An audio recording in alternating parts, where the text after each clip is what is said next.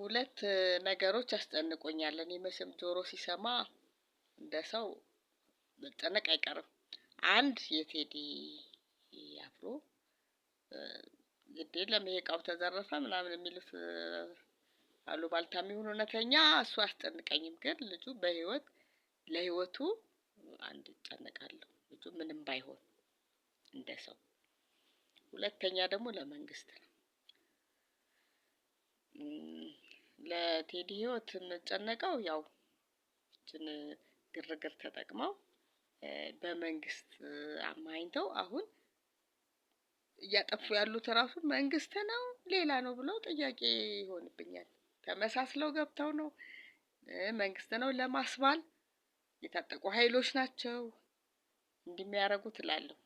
መንግስት እንደዚህ የወረደ ስራ ይሰራል ብዬ እኔ አልገምትም። ካስፈለገም ማሰር ይችላል። ማንኛውም ሰው አስሮ እንደውም በእስር ሰበብ ልጁን ዞር ቢያደርገው ጥሩ ነበር። ምክንያቱም ሌሎች ባደረጉት አንዳንድ ነገር መንግስት ነው ሊባል ስለሚችል መንግስት ራሱንም ለማለት ስሙን ለመጠበቅ ልጁን እንደው በእስር ሰበብ ራሱ ዞር አድርጎ ህይወቱን ቢያድን ጥሩ ነው። እኔ ዝም ብዬ ስለሚያስጨንቀኝ ነው።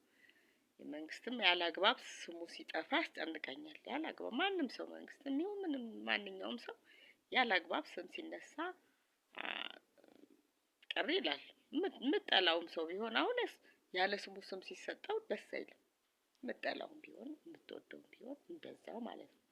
ስለዚህ በመንግስትም ሰበብ እንዳይሆን ጥበቃ የምንለው ጥበቃም ቢደረግ አንድ ነገር፣ ከዛ ውጭም በእስር ሰበብ ዞር አድርጎ እንደሚሆን ቢያደርግ ልጁን በዚህን ግርግር። ስለዚህ እነዚህ ሁለት ነገሮች ያስጨንቁኛል። በእርግጥ ቴዲ ዘፈኑን አሁን ባይለቀው ጥሩ ነበር። ከምርጫ በኋላ ቢለቀው ሀገር ሲረጋጋ፣ ህዝብ ሲረጋጋ ከምርጫ በኋላ ቢለቀው ጥሩ ነበር። አንድ ሁለት ሶስት ዘፈኑም ልክ ያልሆኑ አለ። ያው ህዝቡ ሰውም እንደሚለው ትንሽ የተሰራውን ስራ ጥላሸት የሚቀባ አለ።